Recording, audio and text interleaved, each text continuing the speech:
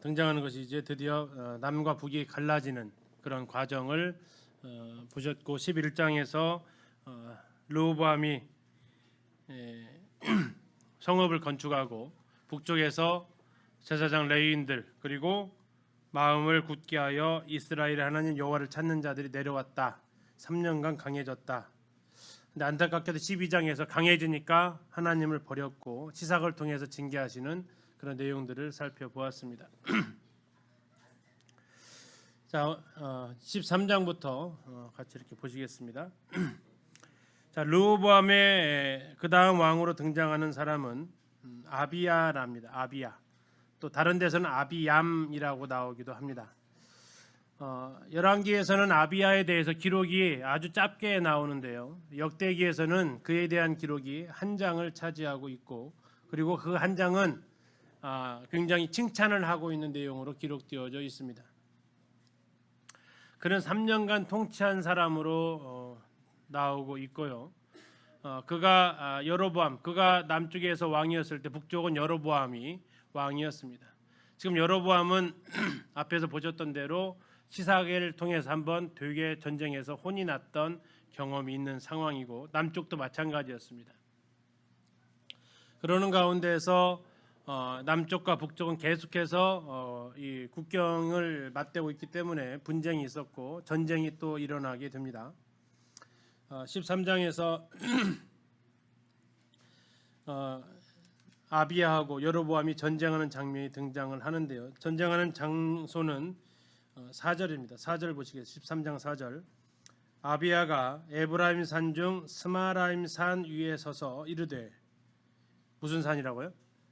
스마라임 산입니다. 스마라임 산. 이스라엘 여러 번 갔지만 여기가 스마라임 산이라고 딱 지정해 주신 가이드는 없었습니다. 그래서 요즘 지도를 찾아봐도 물음표로 보통 되어져 있기도 합니다. 근데 그곳은 아무튼 에브라임 산지에 있었고 이 사사들이 차지했던 땅을 이렇게 보면 유다 지파가 있고 그 유다 지파 위에 베냐민 지파 있고 베냐민 지파 위에 무슨 지파요? 에브라임 지파 있습니다. 그리고 그 위에 므낫세 지파 있어요. 그런데 지금 밑쪽에 남쪽의 경계가 유다와 베냐민이 한 나라가 됐기 때문에 그 국경선하고 맞닿아 있는 지파가 무슨 지파예요? 에브라임 지파라는 얘기입니다. 다시 말하면 국경선에서 그들이 만났다라고 생각하시면 되겠습니다. 스마라임 산이라는 얘기는 이따 대략의 위치는 한번 같이 살펴보도록 하겠습니다. 자, 아비야가 북쪽하고 맞닥뜨렸는데 군사력에서는 굉장한 차이를 보여주고 있습니다. 왜냐하면 지파가 두 지파와 열 지파였으니까요. 3절에 보면 아비야는 군사 40만, 여로보암은 군사 80만입니다. 군사 40대 군사 80, 지금이야 전략으로 싸운다고 하고 전술로 싸운다고 합니다. 하지만 이때 당시만 해도 뭘로 싸워요? 머리 숫자로 싸우는 겁니다. 싸움에서 전술과 전략을 보통 처음 사용했다는 사람이 알렉산더입니다. 그전에는 그냥 막 맞닥뜨려서 싸우는 거예요. 그러면 절대적으로 숫자가 많은 쪽이 이기는 겁니다. 이게 지금 알렉산더 등장하기 한 700년 전이니까 600~700년 전이니까 이때는 그냥 싸우는 거죠. 전술 전략 있고 그러지 않죠. 알렉산더가 전술을 쓰니까 그 페르시아의 다리우스 3세의 그 엄청난 군대 규모를 이길 수 있었거든요. 근데 이 상황 그 상황이 아니라는 얘기예요. 2배입니다. 2배. 그러면 산술적으로 이 2배는 게임이 안 되는 숫자라는 겁니다. 참 아버지가 누구였어요? 아비야가 르호보암 아닙니까? 그 할아버지는 솔로몬이고요. 할아버지가 누렸던 그 놀라운 영광을 아버지가 다 어떻게 했어요? 싹 까먹었어요. 아비야는 봤다니까요. 할아버지 때는 금방 배웠는데 아버지가 갑자기 못 들고 와요? 그 예전용으로 놋방패 들고 오는 것을 봐야만 했단 말이에요. 자기가 생각했던 그 놀라운 나라가 없어요. 불과 딱 2세대 만에. 얼마나 그가 이 나라를 지켜나기가 쉽지 않았을까를 생각을 해보게 됩니다. 그런데 지금 북쪽과 싸우러야 되는 상황인데 군사수는 2배 반절밖에 안 돼요. 자, 그러면 이 아비야의 선택은 어떻게 했겠습니까? 하나님 앞에 붙들리는 수밖에 없었습니다. 자, 그래서 그가 이제 5절을 보시면요, 북이스라엘 사람한테 지금 선언을 하는 겁니다. 5절이 기도가 아니고, 자, 4절 다시 보시면 여로보암과 이스라엘 무리들아 다 들으라. 전쟁하는데 그 앞에서 뭐 한 거예요? 설교하시는 거예요. 네, 설교하시는 거예요. 5절 이스라엘의 하나님 여호와께서 소금 언약으로 이스라엘 나라를 영원히 다윗과 그의 자손에게 주신 것을 너희가 알 것 아니냐. 자, 무슨 언약이라고요? 소금 언약. 소금 언약이 뭐예요? 그렇죠. 변하지 않는 언약입니다. 그래서 고대 근동에서는 언약을 체결한 다음에 잔치를 벌려요. 잔치의 주 메뉴가 뭐였을까요? 소금을 먹진 않았을 거 아니에요. 뭘 먹었을까요? 그렇죠. 소금에 절인 고기를 먹는 거예요. 그 고대 근동에서는 언약 체결 이후에 소금으로 절인 고기를 주 요리로 해가지고 서로 먹으면서 우리의 이 동맹은 뭐 하지 말자.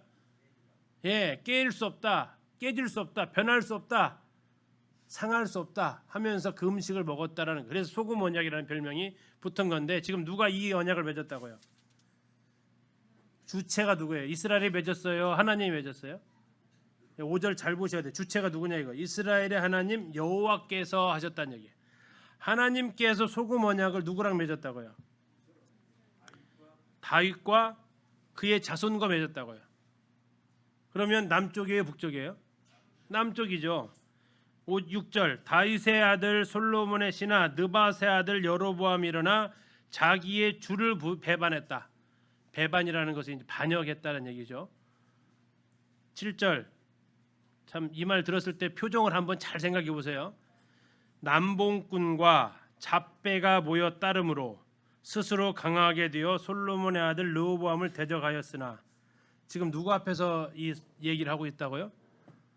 북이스라엘 사람 앞에서 이야기를 하는데, 그 사람들 앞에다 대고 지금 뭐라고 하는 거예요? 그 앞에는 전부 다 누가 서 있었겠어요? 장군들이 다 서 있을 거 아니에요. 근데 그들 앞에 두고 뭐라고 했어요? 참 간이 커요. 뭐라고 해요? 남봉꾼과 잡배가 모였다라고 얘기하고 있어요. 예, 그러니까 너희들은 지금 다 남봉꾼이고 다 잡배다라는 거예요. 그때 르호보암이 어리고 마음이 연약하여 그들의 입을 능히 막지 못하였었다. 8절 이제 너희가 또 다윗 자손의 손으로 다스리는 여호와의 나라를 대적하려 하는도다. 자, 남유다를 뭐라고 표현했다고요? 여호와의 나라래요. 여호와의 나라. 이 유다의 정체성이 여호와의 나라라고 얘기를 하고 있어요. 너희는 큰 무리요 또 여로보암이 너희를 위하여 신으로 만든 금송아지들이 너희와 함께 있다. 그러니까 자기는 하나님이랑 함께 있고 너희들에게는 금송아지랑 같이 있고. 자, 지금 이것은 지금 이제 뭐 하는 것 같아요? 무슨 전술이에요, 지금? 그 화를 막 지금 굉장히 돋구는 것을 우리가 볼 수 있습니다. 거기서 끝나지 않습니다. 아까 9절 읽으셨어요. 너희는 제사장 봐라, 제사장. 그게 하나님 나라 제사장이냐? 그리고 너희들이 섬기는 신 봐라. 그게 송아지가 허무한 신들 아니냐? 9절 끝에 나와 있잖아요. 허무한 신들의 제사장. 우리는 참신 여호와의 제사장이 섬기고 있다. 10절 우리에게는 여호와께서 우리 하나님이 되시니 너희는 송아지가 신이고 우리에게는 하나님이 우리의 여호와이시고 우리는 그를 배반하지 아니하였고 여호와를 섬기는 제사장들이 있고 아론의 자손이고 레위 사람들이 수종된다. 11절 아침 저녁으로 분향하고 진설병 놓고 등잔대 켜고 전부 다 어디서 하는 것들이죠? 성전에서 한다. 너희들도 율법 알지 않느냐? 이게 진짜지. 너희들이 하는 건 뭐냐? 하고 지금 북쪽에 있는 군대를 갖다가 아주 흥분시키는 말을 하고 있습니다. 12절 하나님이 우리와 함께 하사 우리의 머리가 되시고 그의 제사장들도 우리와 함께하여 전쟁의 나팔을 불어 너희를 공격하느니라. 이스라엘 자손들아 너희 조상들의 하나님 여호와와 싸우지 말라. 지금 이 전쟁은 네가 만약에 공격하면 누구랑 싸우는 거라고요? 여호와하고 싸우는 거다라고 얘기를 하고 있습니다. 왜? 여호와의 나라니까. 여호와의 나라를 대적하는 것은 여호와와 싸우는 것이다라고 이야기를 합니다. 자, 북쪽 사람들 이 이야기를 듣고 있을 때 표정이 어땠을까요? 아마 코에서 김이 좀 났을 겁니다. 저런 하면서 그들이 이것들 한 방에 먹여야겠다 해가지고 작전을 짜는데요. 전술을 써요. 무슨 전술이냐? 단순한 전술이에요. 자, 군사가 지금 몇 대 몇이라고요? 40만 대 80만 2대 1이에요. 우리 성도님들이 만약에 여로보암이었다면 어떤 작전을 펴실래요? 여로보암이 택한 작전은 포위 작전입니다. 80만을 아마 두 대로 나눴어요. 앞에 40만 그리고 어디에 40만? 뒤에 40만. 샌드위치 만드는 겁니다. 북이스라엘 40만, 유다 40만, 그 뒤에 북이스라엘 40만. 자, 지금 그것이 등장하는 것이 지금 13절이에요. 여로보암이 유다의 뒤를 둘러 복병하였다 나와 있어요. 이 가운데에다가 유다 군사 놓고 위아래로 북쪽 이스라엘 군대 40만씩 이제 협공을 하겠다라는 거예요. 가운데도 놓고 양쪽에서 공격을 하겠다라는 작전을 지금 쓰는 겁니다. 근데 그것을 유다 백성이 봤네요. 앞에만 적군이 있는 줄 알았더니 어디도 적군이 있어요? 뒤에요. 13절 끝에 나와 있어요. 그 앞에는 이스라엘 사람들이고 그 뒤에는 복병이 있는지라. 14절 유다 사람이 뭘 봤어요? 뒤를 돌아봤어요. 근데 거기 누가 있어요? 예, 이스라엘군이 있는 겁니다. 앞뒤에 적병이다. 자, 어떻게 해야 돼요? 예, 도망가는 게 아니라 그들이 선택한 방법은 14절 여호와께 부르짖습니다. 제사장들은 나팔을 붑니다. 왜 불었을까요? 하나님 도와달라라는 신호겠죠. 부르짖었다는 것은 하나님 살려달라는 신호겠죠. 15절 유다 사람이 소리를 지르니까 유다 사람이 소리를 지를 때에 누가 싸우세요? 하나님이 치셨습니다. 천사들을 통해서 치셨어요. 하나님께서 치시니까 이스라엘 자손이 도망가고 몇 명이 죽습니까? 17절 끝에 보니까 엎드러진 자들이 50만 명이 죽었다고 합니다. 몇 만이 왔죠? 80만이 와서 몇 명이 죽어요? 50만, 절반 이상이 죽습니다. 30만만 살아서 돌아갔다라는 겁니다. 무슨 승리입니까? 압도적인 승리를 한 거죠.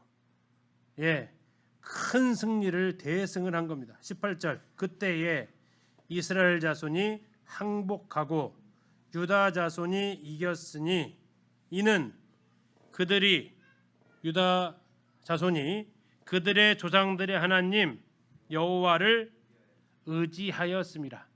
자, 핵심은 여기 있습니다. 왜 이 사건을 역대기 기자는 여기에다 기록을 해놨느냐라는 거죠. 열왕기에는 이 아비야 이 사건이 기록되어 있지 않습니다. 근데 역대기에 이 사건을 찾아서 에스라가 기록했다면 에스라가 이 사건을 찾아서 삽입을 시켜놓은 거예요. 뭘 얘기하고 싶었을까요? 이 아비야가 어떤 사람이에요? 아비야가 완전하지 않은 사람이에요. 그의 삶은요 별로 본받을 게 없는 사람이에요. 열왕기를 읽어보면 그는 정말 그냥 지나가는 왕이고 하나님 앞에 신실하지 못하는 왕이었어요. 그런 왕이라 할지라도 그렇게 불완전한 자라 할지라도 그가 어떻게 했다고요? 하나님 앞에 부르짖고 기도하니까 하나님을 의지하니까 어떻게 하셨다고요? 하나님께서 크게 승리를 주셨다라고 얘기하고 있습니다. 자, 그건 다시 말해서 무슨 얘기를 하고 싶을까요? 말하고 싶은 겁니다. 이 이스라엘 백성들한테 돌아온 너희들이 비록 이 상황, 이 꼴이지만 너희들이 여호와를 의지하면 2배가 넘는 군사들과 싸워도 이길 수 있다. 온전하지 못한 아비야였지만 그가 하나님께 기도하면 하나님께서 도와주신다. 이건 역대하 7장 14절.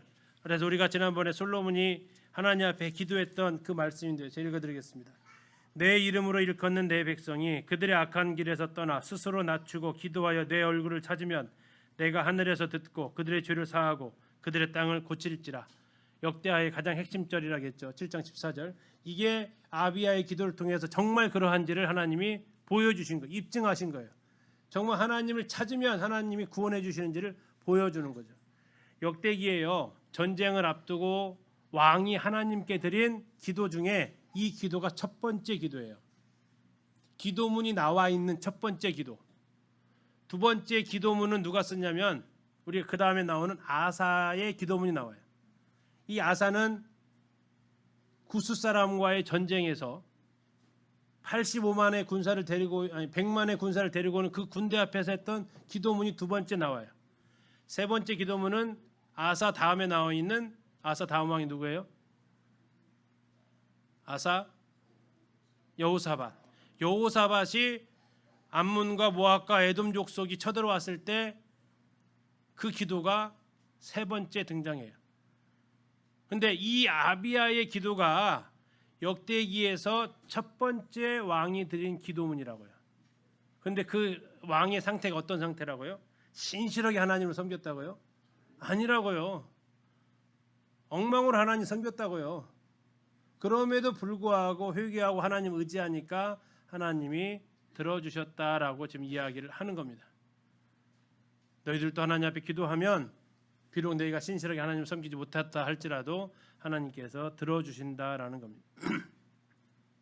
이 일을 통해서 여로보암한테 땅을 얻게 되고, 땅은 한번 이따 살펴보겠습니다. 여로보암은 이 전쟁이 너무나도 치명타였던 것 같습니다. 지난번에 시삭한테 굉장히 큰 충격을 받았죠. 근데 이번에 또 한 번의 군사의 절반 이상을 잃는 또 한 번의 패전을 기록하면서 회복이 안 됩니다. 그리고 2년 뒤에 그가 죽습니다. 여로보암에게는 아주 결정적 한 방이었던 것 같습니다. 아비야는 점점 강성했다라고 나오고, 그것은 18절에 나와 있는 여호와를 의지했기 때문이죠. 이게 지금 당시의 지도를 이렇게 좀 볼 수 있는데요. 남쪽 유다의 아비야입니다. 아비야. 북쪽의 여로보암. 이게 지금 마운트 스마라임, 이 스마라임 국경선에서 되어진 전쟁이었다라는 겁니다. 뭐 쳐들어간 거 아니고 밑에도 아니고 국경선에서 했던 전쟁이고요. 이게 지금 뭐 스마라임 산으로 추정되어지는 산을 지금 인터넷 검색해서 한번 찾아봤어요. 어떻게 생겼을까 또 궁금해서 아마 이 앞에서 아마 전쟁을 한 것 같습니다. 지금 핸드북에 있는 교재를 보시면 여기 지금 이 전투가 등장하고 있는데요. 저기 1번이라고 써진 이 전투가 이제 그 전투가 되겠습니다. 유다 왕 아비야하고 북이스라엘이랑 여로보암의 공격입니다. 나라가 둘로 나누어지고 약 한 20년이 흐른 그 시기에 일어난 전쟁인데요. 자, 남쪽에 있는 군대는 이 스마라임산, 여기 이렇게 써 있습니다. 우리 지도에 지금 우리 핸드북에 있습니다. 마운트 스마라임산 이쪽에서 지금 이제 경계를 치게 되고, 이 전쟁에서 40만으로 80만을 이기고 나서 새 성읍을 차지하게 되는데, 그 새 성읍의 이름이 위로 올라가면 베델이 있습니다. 베델. 그 다음에 오른쪽으로 올라가면 에브론이 있습니다. 에브론. 다음에 왼쪽으로 또 올라가면 여기 어디예요? 여사나 있습니다. 여사나. 우리 계획성에 있는 표현대로 베델과 에브론과 여사나까지 국경이 더 확장되어집니다. 남쪽의 땅이 더 넓어졌다라는 거예요. 40만이 80만과 싸워서 그렇게 이겼다라는 겁니다. 나중에 이제 이 4번 지도는 나중에 뒤에서 나오는데 그때 좀 설명을 드릴게요. 자, 마운트 스마라임에서 전쟁이 이어서 베델과 에브론과 여사나까지 아비야가 더 확장했다라는 것이 이제 방금 보신 내용이 되겠습니다. 자, 이제 14에서 16장입니다. 오늘 아마 거기까지 마무리 될 것 같은데요. 지금 이건 우리 교재에 없습니다. 단톡방에다가 캡처해서 올려드렸습니다. 공부하다 보니까 김지찬 교수님이 이 아사의 그 내용을 14, 15, 16장으로 나오거든요. 그걸 가지고 이렇게 구조도를 만들었어요. A, B, C 다음에 역순으로 갑니다. C-, B-, A-. 뭐 이렇게 이스라엘 작품들은 이런 대칭적 구조를 많이 쓴다고 그렇게 말씀드렸죠. 시나 또 이런 산문이라서. 초기의 아사는 번영을 누립니다. 하나님을 찾았기 때문에 그렇죠. 그리고 그 증거가 바로 하나님의 말씀에 순종했다라는 겁니다. 선지자 오뎃이 예언을 그가 듣고 종교 개혁을 하고 하나님 말씀대로 합니다. 그리고 백성들하고 언약을 체결합니다. 여호와를 찾자. 그리고 그때는 정말 잘 하게 됩니다. 이 전쟁에서 있었던 것이, 이때 있었던 전쟁이 구스와의 전쟁입니다. 승리를 하게 되죠. 자, 그런데 북쪽에 있는 바하사가 쳐들어옵니다. 자, 구스의 100만 대군이 쳐들어와도 하나님을 의지해서 그는 승리를 했습니다. 그런데 북쪽에 바하사가 쳐들어오면 당연히 하나님 의지하면 이기겠죠. 그런데 하나님을 의지하지 않습니다. 누구를 의지하냐면 북이스라엘 위에 있는 아람 나라를 의지합니다. 아람의 왕 베나다드한테 은금을 모아다가 바치면서 북이스라엘을 좀 공격해 주십시오라고 합니다. 그리고 당신과 나 사이에 약조하자라고 얘기합니다. 보겠습니다. 분명히 하나님만을 찾기로 언약을 했는데 이제는 아람 왕하고 언약을 맺게 됩니다. 그리고 그 전쟁의 결과로 인해서 그는 하나님 앞에 책망을 받게 되고 그 책망하는 선지자 하나니를 어떻게 합니까? 옥에 가둬버립니다. 그리고 마지막 그는 다리의 병에 걸리게 되고 이때도 하나님을 찾지 않고 의원을 찾았다가 죽음을 맞이하게 됩니다. 아사의 생을 보면 이렇게 이 구조로 되어져 있는데요. 그래서 앞뒤로 전쟁이 하나씩 있습니다. 위에는 구스와의 전쟁, 밑에는 북이스라엘 바하사와의 전쟁. 하나님을 의지했을 때 구스의 100만 대군도 이겼지만 아람 왕 베나닷을 의지했을 때 적은 수의 군대도 그가 책망하고 오히려 선지자를 가두고 결국 참 슬픈 죽음을 맞이하는, 이것은 두 가지를, 왜 잘못된 건데 왜 기록했느냐, 이 두 가지를 서로 대비하면서 교훈을 하기 위한 겁니다. 힘세서 이기는 게 아니고 하나님을 의지해서 이겼다. 더 나아가서 하나님을 의지하지 않으면, 작은 것에도 하나님을 의지하지 않으면 실패하게 된다라는 교훈입니다. 우리 사무엘상에서 다윗이 골리앗을 향해서 나갈 때 했던 말을 기억하십니다. 뭐라고 그랬죠? 전쟁은 하나님께 속한 것이다라고.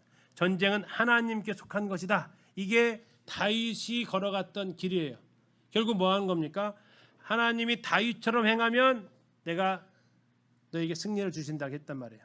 자, 그래서 그 내용이 대조적으로 보여지는 겁니다. 자, 좀 자세히 보겠습니다. 자, 역대 14장은 아사 왕이 잘한 정치를 이야기합니다. 자, 이 상황을 잠시 한번 생각하세요. 북이스라엘은 여로보암이 죽었습니다. 그리고 여로보암 다음 왕이 나답입니다. 그리고 나답은 쿠데타로 죽습니다. 그리고 등장한 왕이 바하사입니다. 그러면 나라가 강했겠어요? 약해졌겠어요? 약해졌죠. 쿠데타 일어났는데요, 뭐. 자, 그러다 보니까 이 아사 왕의 이 나라 상황은 북쪽은 이제 남쪽을 신경 쓸 겨를이 없어요. 혼란스러워 빠져버렸으니까. 자연적으로 그의 나라가 평안합니다. 근데 이 평안한 시간을 그가 어떻게 썼느냐라는 것을 우리는 주목해 볼 수 있습니다. 자, 14장 1절 보시면, 아비야가 그의 조상들과 함께 누움에 다윗성에 장사되고 그의 아들 아사가 대신하여 왕이 되니 그의 시대에 그의 땅이 뭐했다고요? 10년 동안 평안했다 나옵니다. 자, 여기서 나와 있는 이 평안하고 그 다음에 10년에서 15장 뒤로 가셔서 15장 19절 보시면, 15장 19절, 이때부터 아사왕 제35년까지 다시는 전쟁이 없으니라. 자, 이거하고는 약간 차이가 있다라는 겁니다. 구스와의 전쟁을 이기고 얻게 된, 전쟁의 승리를 통해서 얻게 된 그 평화의 기간이 있고, 북이스라엘이 막 정신없이 나라의 경권 교체기로 오면서 자연스럽게 얻어진 평화의 시간이 있고, 자, 그 차이가 좀 있고요. 자, 그 10년 동안의 나라의 평안한 가운데서 그럼 아사는 무엇을 했느냐라는 겁니다. 세 가지 측면에서 볼 수 있는데, 먼저 자기 자신과의 관계, 왕으로서 그가 한 일입니다. 2절 보시면 아사가 그의 하나님 여호와 보시기에 어떻게 했다고요? 선과 정의를 행했다라고 합니다. 그의 개인적인 삶의 이러한 모습을 보여줍니다. 두 번째 3절과 5절을 보면 그가 하나님과의 관계에서는 어떻게 했냐라고 나와 있습니다. 3절에 이방 제단과 산당을 없애고 주상을 깨뜨리고 아세라상을 찢고, 5절 유다 모든 성읍에서 산당과 태양상을 없앴다라고 나와 있습니다. 자, 우상들을 전부 없애는 작업을 합니다. 다음에 사람들한테는 어떻게 했느냐? 4절에 나와 있습니다. 4절 유다 사람에게 명하여 그 조상들의 하나님 여호와를 찾게 하며 그의 율법과 명령을 행하게 했다라고 나와 있습니다. 자, 이 평안한 10년 동안에 그는 회복되는 작업들을 합니다. 자기 자신이 선과 정의로 통치하고 우상을 없애고 백성에게는 하나님 말씀으로 돌아가게 합니다. 그래서 나온 결론이 6절입니다. 여호와께서 아사에게 뭐 했어요? 평안을 주셨습니다. 그 땅이 평안하여 여러 해 싸움이 없었습니다. 7절 아사가 일찍 유다 사람에게 이르되 우리가 우리 하나님 여호와를 찾았으므로 이 땅이 아직 우리 앞에 있나니. 그 다음에 밑으로 쭉 내려오셔서 우리가 주를 찾았으므로 주께서 우리 사방에 평안을 주셨느니라. 이 평안이 어디에서 왔다고 얘기합니까? 하나님을 찾았기 때문에 평안이다라고 얘기합니다. 자, 이건 나중에 하나님께서 주변 나라들에게 겁을 주신 거예요. 그래서 저 나라 대적하지 못하도록. 자, 이것은 구약에서 야곱이 경험한 것이 있어요.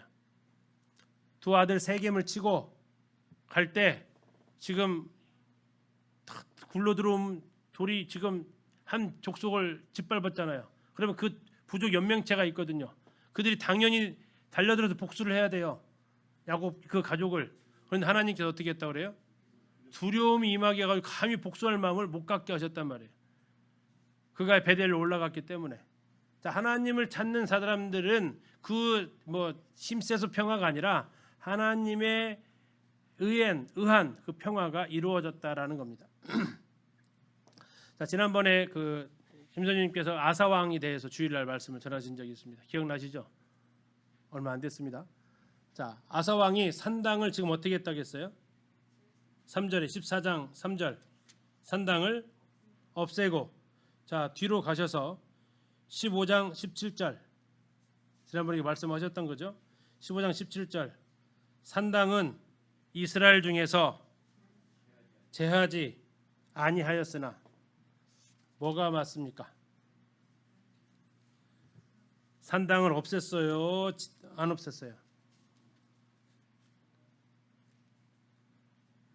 자, 이걸 가리켜서 어려운 문제라는 거죠. 스바야 왕이 가지고 왔던 어느 걸 대답을 해도 이 말씀은 뭔데요? 할 수 있는 그 딜레마죠. 없앴어요? 안 없앴어요? 예? 자, 이건 저희들만 고민하는 게 아니라 성경학자들도 고민하는 거예요. 근데 고맙게도 그분들이 먼저 고민을 좀 더 해주셨어요. 그래서 보통 세 가지로 결론을 내리셨어요. 그건 선생님 선택을 하세요. 제가 세 가지를 말씀드릴게요. 자, 아사는 기브온처럼 하나님께 예배드리는 산당이 있었어요. 그리고 이제 그 성전이 세워졌으면 그것이 없어져도 되는데 그렇게 하나님께 예배를 드리기 위한 산당은 제하지 않았다. 일부 남겨뒀다는 얘기예요. 그리고 우상에게 바쳐진 산당은 파괴했다. 구분을 했다라는 거예요. 그래서 이분이 주장하는 것은 14장에 나와 있는 그 산당은 없앴다는 얘기, 우상에게 드려지는 그거. 다음에 15장 17절에 나오는 산당은 동기 자체가 지금이 어땠든 모르겠지만 동기 자체가 하나님께 제사하기 위해서 남겨뒀던 것들은 그냥 놔뒀다라는 얘기고요. 자, 두 번째 성경학자는 이렇게 얘기합니다. 카일이라는 분인데요. 그분은 이렇게 얘기해요. 15장 17절은 아사 왕의 개혁이 전 국토에까지는 온전하게 이루어지지 않았다라는 것으로 얘기한다라는 겁니다. 이 예루살렘이나 그쪽 그 영향력까지 했지만 전체 모든 유다 땅에까지 다 실행된 건 아니다라는, 이게 이제 두 번째 이해 가시죠? 세 번째 롤린슨이라는 학자가 이렇게 얘기합니다. 15장 4절은 아사의 통치 전반기다. 그리고 15장 17절은 후에 아사의 영성이 땅에 떨어지면서 다시 우상숭배가 고개를 들었는데, 다시 우상숭배가 고개에 들었을 때는 그는 그것을 제할 힘이 없었다 라는 게 이제 또 다른 학자의 이야기입니다. 자, 세 가지 중에 한 가지는 이제 본인이 알아서 취사 선택하십시오. 아무튼 14장에서는 산당을 없앴다고 나오고 15장에서는 제하지 않았다고 나옵니다. 자, 그리고 나서 이제 9절부터 15절에 두 번째 왕의 기도가 나옵니다. 배경은 구스 사람 세라가 100만의 군사를 데리고 옵니다. 그가 데리고 온 전쟁의 장소가 14장 9절에 나오는데요. 14장 9절입니다. 구스 사람 세라가 그들을 치려하여 군사 100만 명과 병거 300대를 거느리고 어디로 왔어요? 마레사의 이름에. 자, 아까 북이스라엘과 남유다는 어디서 싸웠죠? 마운트 스마라임 산이었어요. 장소가 나와 있었죠. 자, 이번에는 두 번째는 어디서 싸웠다고요? 마레사라고 합니다. 마레사.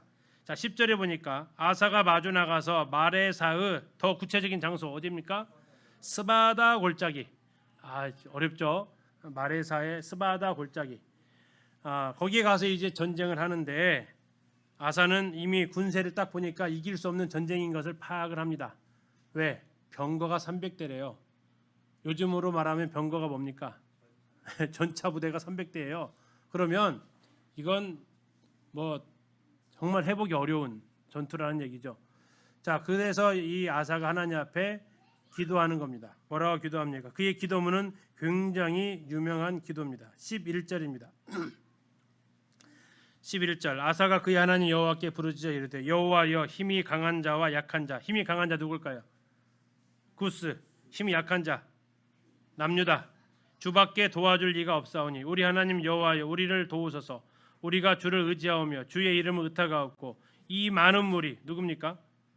구스 치러 왔나이다. 여호와여 주는 우리 하나님이시오니 원하건대 사람 구스 주의 백성 남유다를 이기지 못하게 하옵소서. 꽤 긴 절이지만 짧은 기도죠.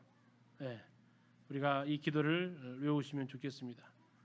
이 기도가 하나님 앞에 응답이 됩니다. 12절 여호와께서 구스 사람들을 아사와 유다 사람들 앞에서 치시니 구스 사람들이 도망하는지라. 아주 전쟁이 어떻게 끝나요? 싱겁게 끝납니다. 싱겁게 끝나고 이 전쟁에서 14절 많은 물건을 노략을 해오는데 여호와께서 그날 사면 모든 성읍 백성을 어떻게 했다고요? 두렵게 하시니 무리가 그의 모든 성읍을 치고 그 가운데 있는 많은 물건을 노략했다. 그래서 이 대승을 거두고 예루살렘으로 올라오게 됩니다.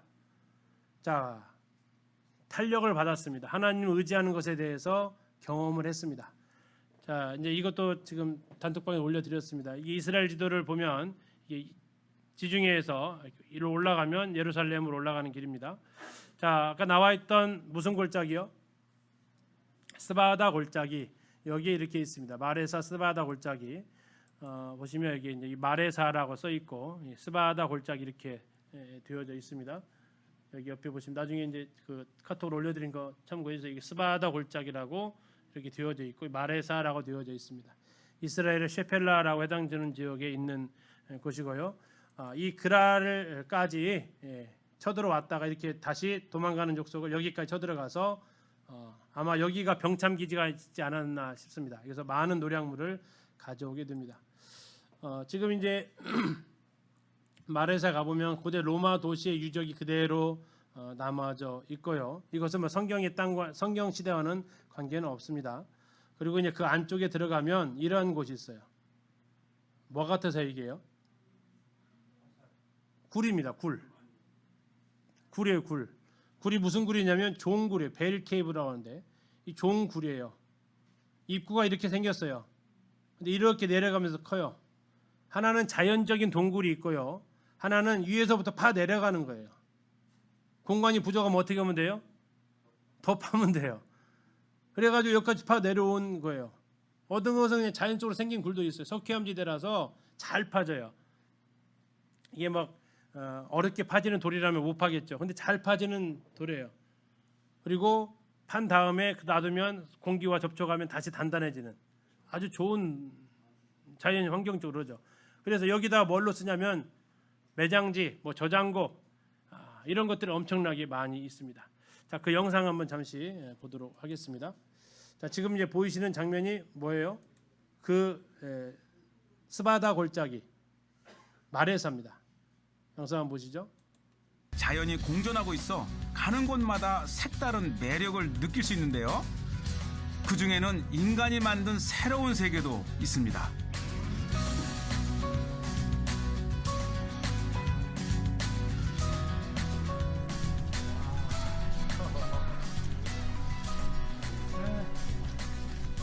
엄청난 이 동굴의 세계가 있는데 이 동굴 모양이 이 종처럼 생겼다. 그래서 종굴. 모양이 종을 닮았을 뿐 그 크기는 어마어마한데요. 빛이 들어오는 천장의 구멍이 종굴의 비밀을 푸는 열쇠입니다.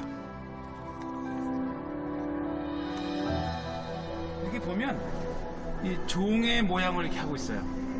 이렇게 이 위로 들어가서 계속 이렇게 그 채석을 해간 거예요. 그렇게 캐 올린 돌은 건축 자재로 쓰였다고 합니다.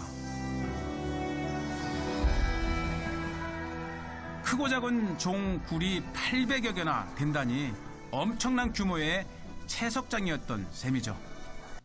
몇 개라고요? 지금 10%밖에 개발이 아직 안 됐어요. 더 한참 해야 되는 굉장히 큰 것이고, 저렇게 해놓고 이제 나중에 저기를 뭘로 쓰냐면 대피소로도 써요. 전쟁이 딱 나면 그 위에만 딱 막아버리면 돼요. 그러면 뭐 있는지 모르니까. 그리고 딱 지나가고 나면 쏙 나와서 생활을 해요. 처음 이스라엘 갔을 때 가이드가 이런 얘기예요. 이렇게 숨어 사실래요? 힘을 키워서 쳐들어오면 맞서서 싸우실래요? 이렇게 물어보더라고요. 어느 게 낫겠어요? 자, 그 안에 들어가면 이런 것도 있어요. 이게 지금 지상에 있는 게 아니고 그 굴 속에 있어요. 이게 뭐예요? 연자맷돌입니다. 올리브를 여기다 놓고 이걸로 굴려가지고 으깨요. 그리고 나서 이게 지금 프레스인데 이게 올리브 짜는 틀이에요. 여기다가 이제 올리브 놓고 돌을 저기 시소처럼 돌을 하나씩 늘려요. 그러면 더 많이 세게 눌려지겠죠. 그러면 이제 점점 이 올리브를 짜내는 겁니다. 밑에서 이렇게 다 먹고 살 수 있게끔 다 해놨어요. 마치 대피소, 지하 대피소처럼. 그래서 전쟁 나면 들어가서 조용해질 때까지 그냥 여기서 살아요. 조용해지면 그 싹 치고 와서 또 생활하고. 이러한 이게 뭐 근데 뭐 한두 개면 공격을 하겠지만 몇 개라고요? 그럼 어디서 숨어 있는 줄 알고 들어오겠어요. 근데 힘 없으면 그렇게 살았고요. 힘 있으면 그렇게 안 살았다는 얘기죠. 이게 지금 마레사 가다 보면 이런 콜롬바리움이라는 곳이 있습니다. 콜롬바리움은 비둘기 집들입니다.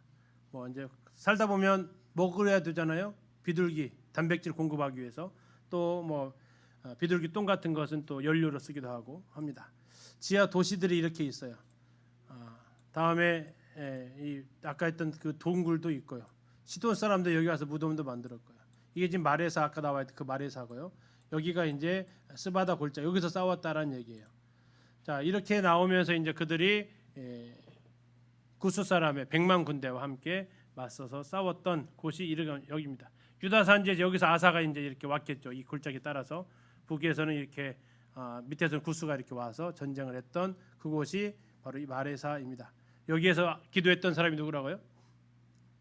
아사가 여기에서 기도하면서 강한 자와 약한 자 사이에 누가 하나님만이 우리의 도움이 되십니다라고 했던 곳이 바로 이곳이 되겠습니다. 여기에서 했던 그 기도죠. 마레사의 스바다 골짜기 여기가 이제 그 마레사입니다. 이게 역대기에 나와 있는 왕의 기도 몇 번째요? 두 번째입니다. 첫 번째 누가 했다고요? 아비야가 했습니다. 두 번째는요? 아사가 했다라는 겁니다. 그리고 기도를 하나님이 역시 들어주셨습니다. 전쟁에서 들어오고 나니까 이제 하나님을 찾아야겠다라는 마음이 간절해집니다. 왜? 승리를 주시니까요. 그래서 이제 이 선지자가 와서 말씀을 전하니까 그 내용이 이렇습니다. 너희가 여호와와 함께하면 하나님께서 함께하신다. 그러나 너희가 여호와를 버리면 하나님도 너희를 버린다. 지금 북이스라엘 상황이 어떤지 아냐? 3절입니다. 3절 15장 3절 이스라엘에는 세 가지가 없어요. 첫 번째 뭐가 없어요? 참 신이 없어요. 두 번째는요? 제사장도 없어요. 세 번째는요? 율법도 없어요. 이게 북이스라엘의 상황이었다라는 겁니다. 참 신은 뭘로 바꿔버렸어요? 송아지로 바꿔버렸어요. 제사장은 누구로 바꿔버렸어요? 일반 백성으로 바꿔버렸어요. 율법은 뭘로 바꿔버렸어요? 사람이 전통으로 다 바꿨어요. 왕이 명령으로 다 바뀌었어요. 하나님이 얘기합니다. 이렇게 말하는 이유는 뭐예요? 너희는 이렇게 두지 말라는 얘기죠. 지금 동안 너희들이 고생했던 이유가 뭐냐? 4절입니다. 그들이 그 환난 때 이스라엘은 여호와께 돌아가서 찾음에 그가 그들과 만나게 되셨나니 그때 온 땅의 모든 주민이 크게 일어나여 사람의 출입이 평안하지 못하며 이 나라와 저 나라가 서로 치고 이 성읍이 저 성읍과 또한 그러하여 피차 상한 바 되었나니 이는 하나님이 여러 가지 고난으로 요란하게 하셨습니다. 왜 요란하게 하셨을까요? 하나님을 찾으라고. 7절입니다. 그런즉 너희는 강하게 하라. 너희의 손이 약하지 않게 하라. 너희의 행위에는 상급이 있음이라. 고린도서 15장 58절을 말씀해주고 생각나게 하는 겁니다. 예, 거기는 뭐라고 나와 있습니까? 전심전력하라고 얘기합니다. 주 안에서 우리의 수고가 헛되지 않다라고 얘기하고 있습니다. 자, 아사가 탄력을 받아서 오뎃의 말을 듣고 종교 개혁을 더 강력하게 합니다. 가증한 물건을 전부 없애고요, 제단을 제거합니다. 백성들을 모아서 제사를 지내게 하고 여호와를 찾기로 언약을 맺습니다. 15장 12절 보시겠습니다. 또 마음을 다하고 목숨을 다하여 조상들의 하나님 여호와를 찾기로 언약하고. 어디 말씀과 비슷합니까? 신명기 쉐마랑 비슷하죠. 마음을 다하고 목숨을 다하고 뜻을 다하고 힘을 다하라는 그 말씀과. 그래서 다시 말하면 율법의 회복을 그가 보여주고 있는 겁니다. 여호와를 찾자라고 언약을 체결했습니다. 하나님과 언약 체결입니다. 자, 그런데 문제를 봤더니 등잔 밑이 어두웠습니다. 왕궁에 뭐가 있었습니까? 아세라 목상이 있었던 겁니다. 누가 만들었습니까? 할머니 마아가가 만들었습니다. 자, 15장 16절 이렇게 나와 있습니다. 15장 16절. 아사 왕의 어머니 마아가. 근데 그 어머니가 진짜 어머니가 아니고 뭐라고요? 할머니. 예, 왜 이스라엘은 그렇게 쓴대요? 그냥 묻지 마세요. 이스라엘 그렇게 쓴다고 하니까 그냥 받아들일 수밖에 없어요. 어머니도 할머니, 할머니도 어머니 이렇게 쓴대요. 그냥 그렇게 우리가 이해하시면 되겠습니다. 그래서 이 목상을 없애버리고 태우의 자리를 폐합니다. 이게 쉬운 일이 아닙니다. 아세라 목상을 없애는 것까지는 좋지만 태우의 자리는 놔두기가 쉬운데 아사는 그것까지도 하지 않죠. 그리고 하나님께서 그들의 사방에 평안을 주셨다라고 나와 있습니다. 17절에 산당은 없애지 않았다고 했는데 그건 아까 말씀을 드렸고요. 그래서 15년의 전쟁이 있었거든요. 15년에 15장 10절에 아사왕 제 15년 셋째 달에 이렇게 나와 있는 15년부터 35년까지 약 21년간 그 땅에 전쟁이 없었습니다. 그런데 문제는 아사가 놓쳤습니다. 실수했습니다. 36년째. 자, 이스라엘의 왕 바아사, 여로보암, 나답을 죽이고 왕이 된 사람이 바아사. 예, 바아사가 이제 남쪽을 쳐들어오는 겁니다. 지난번에 한번 서륙전을 해야겠죠. 누가 졌죠? 여로보암 서륙전을 펼치는 겁니다.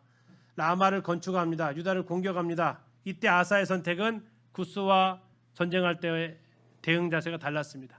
기도하지 않고 뭐 합니까? 사람을 의지합니다. 아람 왕 베나닷을 의지합니다. 16장 2절 3절 보면 싹 갖다 바칩니다. 2절입니다.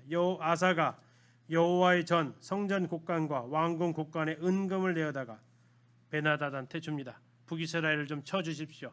그러면 북이스라엘이 이제 아람을 막기 위해서 올라가는 사이에 전쟁은 이쪽은 할 수 없으니까.